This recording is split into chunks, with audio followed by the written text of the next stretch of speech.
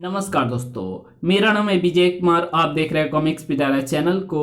तो चलिए दोस्तों, मनोज कॉमिक्स में इस शानदार कॉमिक्स को शुरू करते हैं जिसका नाम है खंडहर की नागिन। आप देख सकते हैं इसका कवर पृष्ठ जो कि कुछ इस तरह का है। तो चलिए इसकी शानदार स्टोरी को शुरू करते हैं। संध्या का समय था, मंद मंद ब्यार चल रही थी। ऐसे समय में कीरतपुर राज्य का राजा तरुण राजकीय उद्यान में बैठा वातावरण का लुत्फ उठा रहा था कि तभी अरे, ये तो वही कबूतर है जिसे मैंने बेटी रत्ना को उसके विवाह के समय उपहार में दिया था। ये चोंच में क्या चीज दबाए इधर उड़कर चला आ रहा है। तभी वो कबूतर राजा तरुण के सामने आ उतरा। तब ओह, ये तो इसकी चोंच में कोई पत्र है। क्या बेटी रत्ना ने मेरे नाम कोई पत्र भेजा है? मुझे कबूतर की चोंच में से पत्र निकालकर पढ़ना चाहिए। ये सोच राजा तरुण ने कबूतर की चोंच में फंसा पत्र निकाल लिया और पत्र खोलकर पढ़ना प्रारंभ किया। राजा तरुण देव जी, आज 5 दिन से राजा बसंत देव एवं महारानी रत्ना का कोई अता पता नहीं है। हमने उन दोनों की बहुत खोज की पर कोई पता नहीं चला। निराश होकर हम आपके पास कबूतर के द्वारा ये पत्र भेज रहे हैं। इस पत्र के मिलते ही आप फौरन बसंतपुर आइए और राजा बसंत देव तथा महारानी रत्ना की खोज करवाइए। प्रधानमंत्री केशव। पत्र पढ़कर राजा तरुण देव विचलित हो उठे। बेटी रत्ना एवं दामाद राजा बसंत देव इस प्रकार कहां जा सकते हैं? लगता है वे दोनों किसी विपत्ति में फंस गए हैं। मुझे उनकी खोज किस प्रकार करवानी चाहिए? राजा तरुण देव सोच में पड़ गए। बहुत सोचने पर भी जब उन्हें इस समस्या का कोई समाधान नहीं मिला तो वे उठकर महल की ओर चल दिए। महल में पहुंचकर, क्या बात है महाराज, आपका मुंह क्यों उतरा हुआ है? महारानी, हम बहुत बड़ी उलझन में फंस गए हैं। समझ में नहीं आ रहा कि इस अवस्था में हम क्या करें। राजा तरुण आगे बढ़कर कुर्सी पर बैठ गए। तब पिताजी महाराज, बताइए तो सही कि आपकी उलझन का क्या कारण है।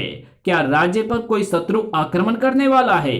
नहीं बेटा, ऐसी कोई बात नहीं है। लो, इस पत्र को पढ़ो। कहते हुए राजा तरुण ने वो पत्र युवराज वरुण की ओर बढ़ा दिया।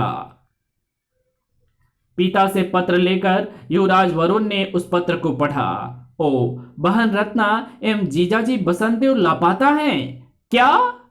हाँ माँ, इस पत्र में यही लिखा है। ओह, ये क्या विपत्ति आ पड़ी। ना जाने बेटी रत्ना एवं राजा बसंत देव इस समय कहां और कैसी अवस्था में होंगे। तब माँ, रो नहीं, मैं इसी समय बसंतपुर जा रहा हूँ। पहले वहां जाकर पूरी बात का विस्तार पूर्वक पता लगाऊंगा। तत्पश्चात बहन रत्ना एवं राजा बसंत देव की खोज करूंगा। आप विश्वास रखिए माँ, राजा बसंत देव एवं बहन रत्ना का बाल विवाह का नहीं होगा। वे जिस संकट में भी फंसे होंगे, मैं शीघ्र ही उन्हें उस संकट से निकाल लाऊंगा। तो क्या तुम बसंतपुर जा रहे हो युवराज? हाँ पिताजी, आप चिंता छोड़कर राजकाज संभालिए। मैं बसंतपुर जाकर बहन रत्ना एवं राजा बसंत देव की संकट से मुक्ति दिलाऊंगा। जाओ युवराज, तुम्हारी बहन एवं बहनोई इस समय संकट में हैं। जाकर उनकी सहायता करो। तब घोड़े पर सवार होकर युवराज वरुण अकेला ही बसंतपुर की ओर चल पड़ा। बसंतपुर पहुंचकर वो प्रधानमंत्री केशव से मिला। प्रधानमंत्री जी, हमें विस्तार पूर्वक बहन रत्ना एवं राजा बसंत देव के लापता होने के बारे में बताइए। युवराज, आज से 8 दिन पूर्व महारानी रत्ना एवं महाराज बसंत देव अपने शयन कक्ष में सोए थे। अगले दिन सुबह जब दासी उन्हें जगाने गई तो शयन कक्ष खाली मिला। महारानी एवं महाराजा दोनों में से कोई वहां नहीं था। उसके बाद उन दोनों को सारे राजमहल में खोजा गया, लेकिन वे कहीं ना मिले। तत्पश्चात हमने निराश होकर आपके पास सूचना भेज दी। ये सुनकर प्रधानमंत्री जी, बहन रत्ना एवं राजा बसंत देव बड़े विचित्र तरीके से लापता हुए हैं। जब तक ये ना पता लगे कि वे दोनों कहाँ गए हैं या उन्हें कौन अपहरण करके ले गया है, तब तक हम करें भी तो क्या करें। युवराज, हम भी तो इसी उलझन में पड़े हैं, लेकिन एक बात हमारी समझ में नहीं आई कि राजमहल में इतने सशस्त्र पहरेदारों के होते हुए कोई महाराज एवं महारानी का अपहरण कैसे कर सकता है। ऐसी बात है तो फिर वे दोनों गए तो गए कहां? प्रधानमंत्री निरुत्तर हो गया। उसी रात बहन रत्ना एवं राजा बसंत देव के बिना राजमहल कैसा सूना सूना सा लग रहा है। ना जाने वे दोनों किस मुसीबत में फंस गए हैं। युवराज वरुण के दिमाग में इसी प्रकार के सवाल उमड़ने घुमड़ने लगे। बहुत देर तक वो सैया पर पड़ा हुआ इसी प्रकार सोच विचार करता रहा। जब उसे नींद नहीं आई तो बड़ी घुटन सी महसूस हो रही है। मुझे किसी खुले स्थान में जाकर कुछ देर घूमना चाहिए ताकि मन को थोड़ी शांति मिल सके। ये सोचकर वो कक्ष से निकला और घोड़े पर सवार होकर महल से बाहर निकल आया। युवराज, आप इस समय कहाँ जा रहे हैं? पहरेदार, हम थोड़ी देर खुली हवा में भ्रमण करने के लिए जा रहे हैं, कहकर उसने घोड़ा आगे बढ़ा दिया। चलते चलते उसका घोड़ा राज्य की सीमा से बाहर हो गया। अब जाकर दिमाग को थोड़ी शांति मिली है। कुछ देर बाद उसका घोड़ा एक खंडहर के पास से गुजरा। वरुण, घोड़े से उतरो और खंडहर में आओ, खंडहर में आओ। आवाज सुनकर वरुण ने तत्काल ही घोड़े की लगाम खींच ली। कौन है जो मुझे इस वीरान से खंडहर में मेरा नाम लेकर पुकार रहा है? वो चौंक कर खंडहर की ओर देखने लगा। तभी उसने फिर सुना, वरुण, मैं तुम्हें ही पुकार रही हूं। तुम्हारे अलावा और कोई मेरी आवाज नहीं सुन पाएगा। झिझको नहीं, खंडहर में आओ। तब ना चाहते हुए भी वरुण घोड़े से उतरा और घोड़े को एक पेड़ से बांध दिया।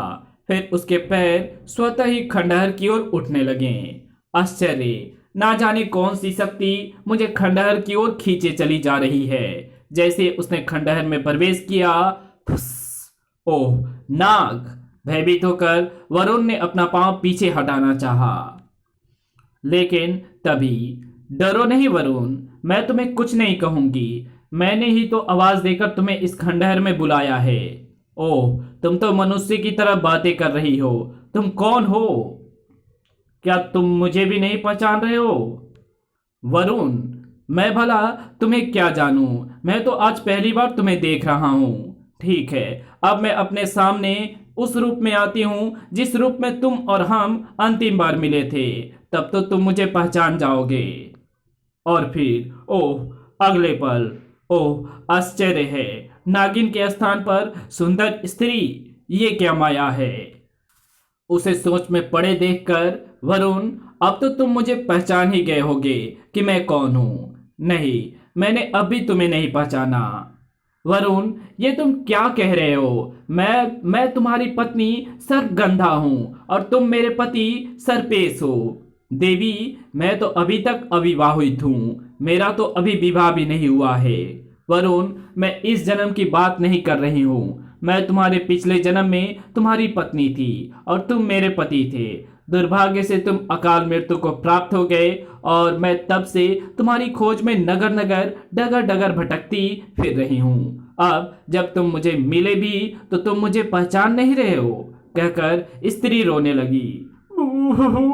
ओह, आप तो रोने लगी। ये सुनकर वो और जोर जोर से फूट फूट कर रोने लगी। ये देखकर वरुण विचलित हो उठा। उसकी समझ में नहीं आया कि वो किस प्रकार उस रोती हुई स्त्री को चुप कराए। तभी कुछ सोचकर उसने उस स्त्री से कहा, देवी चुप हो जाओ, आपकी बातें मुझे बहुत रहस्यमय प्रतीत हो रही है। क्या आप मुझे अपनी दुख भरी कहानी सुनाएंगी? हो सकता है आपकी कहानी सुनकर मुझे भी कुछ याद आ जाए। ये सुनकर रोती हुई युवती चुप हो गई। तत्पश्चात उसने वरुण की ओर देखते हुए कहा, ठीक है, मैं तुम्हें प्रारंभ से अपनी कहानी सुनाती हूँ। ये सच है कि पूर्व जन्म में तुम मेरे पति सर्पेश और मैं तुम्हारी पत्नी सर्पगंधा थी। मैं और तुम दोनों ही इच्छाधारी सांप थे। इच्छाधारी सांप जब चाहे मन चाहे रूप में परिवर्तित हो सकता है। इसी खंडहर में मैं और तुम सुखपूर्वक रह रहे थे कि एक दिन विजयनगर के राजदरबार में त्रिकूट नाम का एक सिद्ध तांत्रिक पधारा। राजा विजय सिंह ने पूर्ण रूप से उसकी आवभगत की। उसकी सेवा भाव को देखकर तांत्रिक त्रिकूट प्रसन्न हो उठा। महाराज विजय सिंह, हम तुम्हें अतिथि सत्कार के भाव को देखकर अत्यंत प्रसन्न हुए। तुम हमसे इस समय जो कुछ भी मांगोगे हम तुम्हारी वही इच्छा पूरी करेंगे। ये सुनकर तांत्रिक सम्राट त्रिकूट, वैसे तो हमारा राज्य पूर्ण सुख सुविधाओं से संपन्न है, परंतु हमें एक चाह है कि हमें किसी प्रकार बसंतपुर राज्य की सीमा के पास स्थित खंडहरों में छिपा हुआ तिलस्मी खजाना मिल जाए। क्या आप किसी प्रकार हमें वो तिलस्मी खजाना दिलवा सकते हैं? ओह महाराज, आपने तो बहुत ही दुर्लभ वस्तु मांग ली है। उस खजाने को प्राप्त करना तो बहुत ही कठिन कार्य है। तांत्रिक सम्राट, आपके कहने पर ही हमने अपनी इच्छा आपके सामने प्रकट की है। आपने ही इस बात का दम भरा था कि इस समय मैं आपसे जो कुछ भी मांगूंगा आप मुझे वही देंगे। महाराज, जानते हैं आपने मुझसे क्या मांगा है। जिस खजाने की बात आप मुझसे कर रहे हैं उस खजाने की रक्षा इच्छाधारी सांपों का एक जोड़ा करता है। उन सांपों को आज तक ना तो कोई मार पाया है और ना ही वो खजाना हासिल कर पाया है। फिर भी जब मैंने आपकी इच्छा पूरी करने का वचन दे ही दिया है तो मैं अपने वचन से पीछे नहीं हटूंगा। मैं आपको वो खजाना अब अवश्य दिलवाऊंगा, चाहे इसके लिए मुझे अपनी जान ही क्यों ना देनी पड़े। क्या सचमुच ही आप मुझे वो खजाना दिलवा सकते हैं तांत्रिक सम्राट? हाँ, इस कार्य के लिए सर्वप्रथम हमें उस इच्छाधारी सांप के जोड़े को मारना होगा। तत्पश्चात खजाने का रास्ता स्वयं ही हमारे सामने प्रकट हो जाएगा। कहकर तांत्रिक त्रिकूट राजा विजय सिंह को साथ लेकर बसंतपुर सीमा के पास स्थित खंडहर की ओर चल पड़ा। दूसरी ओर तुम मुझसे कह रहे थे सर्पगंधा, आज बहुत ही शीतल ब्यार चल रही है। चलो आज हम तुम मानव का रूप धरकर वन में विचरने के लिए चलते हैं। नहीं सरपेश, आज ना जाने क्यों मेरा मन किसी भावी शंका से कांप रहा है। लगता है जैसे आज कोई अनहोनी होकर रहेगी। मेरी मानो स्वामी, आज आप यहाँ से कहीं बाहर चलने की जिद ना करें। सर्पगंधा, आज तक तुमने मेरी कोई भी बात नहीं टाली है, फिर आज ये प्रतिरोध क्यों? इसका मतलब कहीं ये तो नहीं है कि अब तुम मुझे पहले जैसा प्रेम नहीं करती हो? ऐसा ना कहिए स्वामी, ऐसा तो मैं सपने में भी नहीं सोच सकती। फिर तुम्हारे बार बार कहने पर मैंने स्त्री का रूप धरा और तुम भी एक सुंदर पुरुष के रूप में परिवर्तित हो गए। तब मैं और तुम भ्रमण करने के लिए खंडहर से बाहर निकले। दूसरी ओर जब तांत्रिक त्रिकूट और राजा विजय सिंह खंडहर से थोड़ी दूर रह गए तो महाराज, अब आप मेरी इस बीन की करामात देखना। इसकी मस्तानी धुन सुनकर इच्छाधारी नागों का जोड़ा दौड़ा दौड़ा आएगा और बेसुध होकर बीन की धुन पर नाचेगा। जब वे दोनों धुन में पूरी तरह बेसुध हो जाएंगे तब मेरे इशारे पर अब तलवार से उन दोनों की हत्या कर देना। ठीक है तांत्रिक सम्राट, तुम बीन बजानी प्रारंभ करो। तब तांत्रिक ने बीन को मुंह से लगाकर बजाना प्रारंभ किया। अगले ही पल बीन की मधुर स्वर लहरी जंगल में गूंजने लगी। दूसरी ओर तुम मुझसे बोले कि सर्पगंधा, कहीं से बीन की धुन की आवाज आ रही है, अब क्या होगा? सरपेश, मैंने पहले ही तुम्हें खंडहर के बाहर निकलने को मना किया था, लेकिन तुमने मेरी बात नहीं मानी। ये तो तुम जानते ही हो कि खंडहर के अंदर रहने पर खंडहर के तिलस्म के कारण बीन की धुन का हम पर कोई प्रभाव नहीं होता है, पर खंडहर से बाहर रहने के कारण अब तो हम ना चाहते हुए भी बीन की धुन पर नाचना ही होगा। ओह, कहीं ये सपेरा हमें बीन की धुन पर मस्त करके मारने तो नहीं आया है? जरूर हमें मारकर वह खंडहर का खजाना हासिल करना चाहता है। तभी तुम तड़प कर बोले, सर्पगंधा, बीन की आवाज सुनकर मेरा सारा बदन कसमसा रहा है, मुझसे नहीं सहा जा रहा है। मैं बीन की धुन पर नृत्य करने के लिए वहां जा रहा हूँ जहां से बीन की आवाज आ रही है। नहीं सरपेश, ऐसा गजब ना करना, वरना वो सपेरा तुम्हें मार डालेगा। मैंने तुम्हें लाख रोका, पर सर्पगंधा, मेरा सारा बदन टूटा जा रहा है। मेरा हाथ छोड़ दो और मुझे जाने दो। कहकर तुमने मेरा हाथ झटका और अपना हाथ छुड़ाकर एक दिशा की ओर पागल से दौड़ पड़े। ये देखकर मुझे भी उस ओर चलना चाहिए जिस ओर सरपेश गया है। ये सोचकर मैं भी तुम्हारे पीछे पीछे चल दी। तुम बेसुध से गिरते पड़ते उस स्थान पर पहुंचे जहां तांत्रिक त्रिकूट खड़ा हुआ बीन बजा रहा था। उसकी बीन की धुन सुनकर तुम झूमने लगे। वाह, कमाल हो गया। इच्छाधारी नागों के जोड़े में से एक सांप तो मरने के लिए आ पहुंचा है, थोड़ी देर में दूसरा सांप भी आ पहुंचेगा। इधर बीन की धुन सुनकर मुझसे भी ना रहा जा रहा था। मेरी भी मन धुन की बिन की धुन पर झूमने को कर रहा था। ओह, अब क्या करूं? ना जाने आज किस बुरी घड़ी में हम खंडहर से चले थे। लगता है आज मौत हमारे सिर पर ही मंडरा रही है। किस प्रकार इन लोगों से अपना और सर्वेश का बचाव करूं? अभी मैं ये सब सोच ही रही थी कि खचाक आ ओह, दुष्ट राजा ने सर्पेश को मौत के घाट उतार दिया। मनुष्य रूप में परिवर्तित तुम एक चीख मारकर पृथ्वी पर गिर पड़े। पृथ्वी पर गिरते ही तुम अपने असली रूप में आ गए। तत्काल ही तुम्हारी मृत्यु हो गई। तब तांत्रिक त्रिकूट ने बीन बजानी बंद कर दी। महाराज विजय सिंह, हमारा आधा काम बन गया है। इच्छाधारी नाग की तो मृत्यु हो चुकी है। अब हमें इन नाग की नागिन को मौत के घाट उतारना है।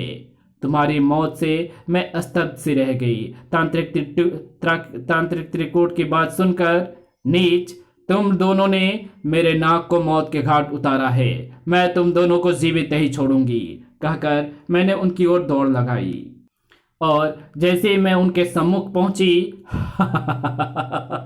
तू क्या हमें मारेगी इच्छाधारी नागिन? इस करामती मणि का सामना कर। ओह, इस मणि से तो जानलेवा किरणें निकल रही है। जब तक ये मणि इन लोगों के पास है तब तक मैं इन दोनों का कुछ भी नहीं बिगाड़ पाऊंगी। अपनी जान बचाने के लिए मुझे फौरन ही यहाँ से चले जाना चाहिए, वरना ये लोग सर्पेश की तरह मुझे भी मौत के घाट उतार देंगे। ये सोचकर मैं वहां से वापस खंडहर की ओर भाग ली। ये देखकर राजा विजय सिंह, इच्छाधारी नागिन अपनी जान बचाकर भाग रही है, ये बचकर ना जाने पाए। यदि ये किसी प्रकार खंडहर के अंदर पहुंच गई तो फिर कभी हमारे हाथ नहीं आएगी। ये तो आप जानते ही होंगे कि चोट खाई नागिन बहुत जानलेवा सिद्ध होती है। तो चलिए तांत्रिक सम्राट, इसका पीछा करते हैं। तब वे दोनों भी पीछे दौड़ पड़े। तांत्रिक त्रिकूट ने पुनः बीन बजानी प्रारंभ कर दी।